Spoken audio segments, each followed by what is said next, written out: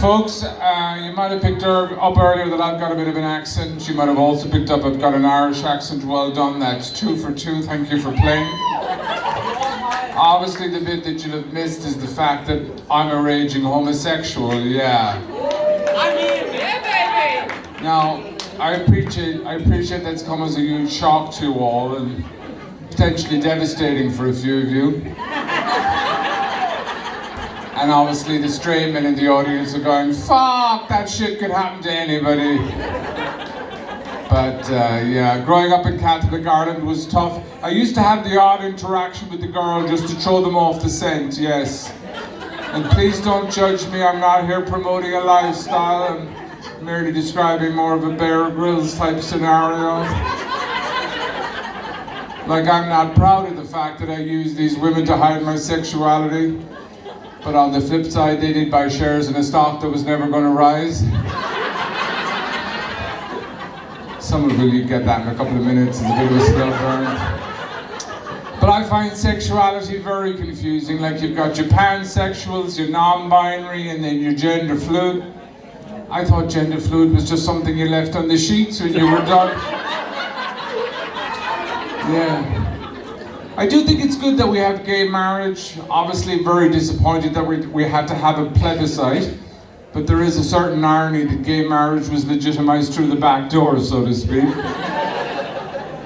But I've actually experienced homophobia from a very young age. It all started with my mother back in Ireland, yeah.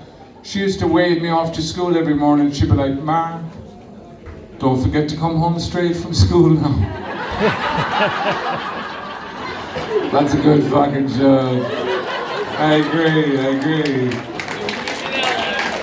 But folks, I'd like to talk about the dating apps.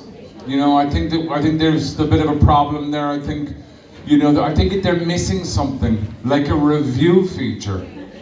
You know, like we'd all benefit from that, wouldn't we? You know, I mean, I think, you know, like we don't have to be nasty. We could just leave, you know, just a little bit of information. You know, like I think if there was reviews, I think we'd get a better product specification. We'd get less false advertising, and hopefully we'd avoid those awkward situations when they arrive at your door and you're thinking, "Fuck, this is not what I ordered." You know. And as I said, I think we could be subtle with our reviews. You could go, "Tom talks about his swimmer's body, but it's more of a historical reference."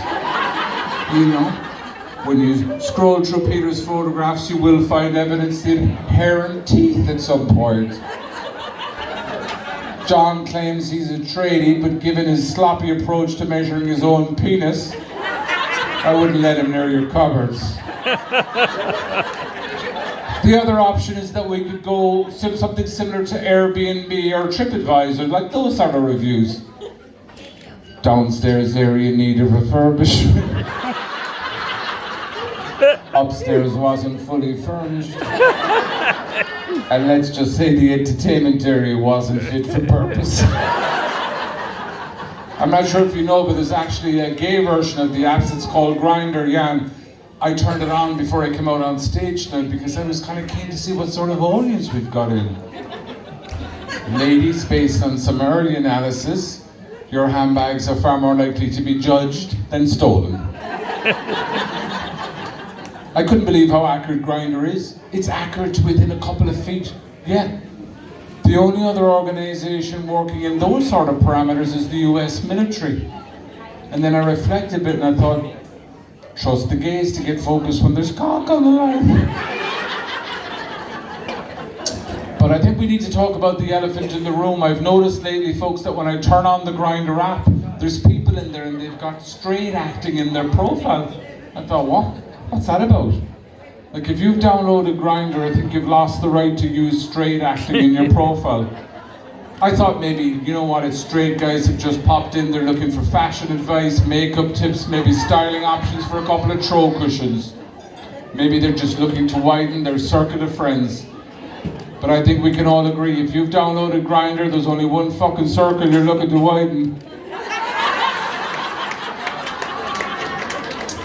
But what I want to know is, how's this playing out for these people? Like, are they rocking up to work on a Monday and say, "Oh, what did you get up to the weekend?" Oh, me and Hayden, we popped up to Bribey in his brand new BT50, did a bit of four-wheel driving, then we took the tinny out, we got a heap of whiting, and then we came back in the afternoon and we just spent the afternoon bottoming. You know what I mean? Because you know what Hayden's like after a carton of VB, he gets very bottomy. That's what VB stands for. But the other question I have for you folks, if people knew they were getting reviewed, would they change their behaviour? Would you like rock up to people's houses for a route and suddenly there'd be water and mints on the bedside locker? You know? Would there be a towel in the shape of a swan at the end of the bed? With some chocolates and some fucking petals? Obviously us gays, we'd have to get real fancy. We'd have someone at the front door doing concierge. Good evening. James, we'll see you now. He's upstairs in the master bedroom on all fours, wearing a full leather head mask, with his bottom presented like the floral arrangement in the foyer of a five-star hotel. The best bit of that fucking joke is that there's a whole heap of straight men in the room tonight, and they don't want that fucking image anywhere near their brain. They're like, no. But it's too late, it's already wandered inside your brain looking for a home. But yeah. But growing up in Catholic Ireland, you know, it was tough. Like, I was so far in the closet back then, I needed fucking GPS to get in and out of the closet. You know? And I had to rely on my raging teenage hormones to navigate that part of my life. You can imagine where that fucking got me. I think most of the men in the room will agree that if you're using your cock as a navigational tool, you don't always get the best outcomes. Like, how many times have you woke up in a stranger's apartment, you're looking at the ceiling and you're thinking, I fucking don't want to look left. And I really need to start making better life fucking choices. I mean, you're lying there with your arm pinned underneath them, cramping, thinking, fuck, I don't want to move in case I wake them. And you were wishing you were a crab, that you could just leave the fucking arm, crawl off into the night and grow a new fucking arm. But you know, the great thing about growing up in Catholic Ireland back then was the quality of the education we got, particularly with the Christian Brothers. They nailed it, particularly the sex education, yeah. I mean, I was wondering why the sex education was so good with the Christian Brothers, and at first I couldn't put my finger on it. I mean, they did. And then I realised the reason the sex education was so good with the Christian Brothers is that it was very hands-on, yeah. Like, it was practically an apprenticeship, you were always on the tools. They used to beat us with the leather strap, yeah, beat us with the leather strap. And now people judge me because I want to be hung by my ankles from a ceiling fan covered in baby oil, with lead weights hanging off my nipples, while some stranger in a gimp suit beats me with the bamboo stick. Like, the point I'm trying to make is, don't judge me, blame them. I mean, I'd love to be like fucking straight people, you know? I'd love to be like straight people. 15 minutes in the missionary position and then you're back to fucking Netflix. I mean, that's a dream.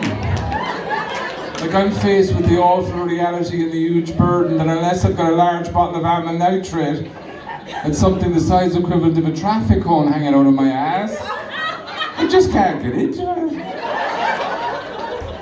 I told that joke to a group of lesbians lately and they were like, that joke is very fucking crude.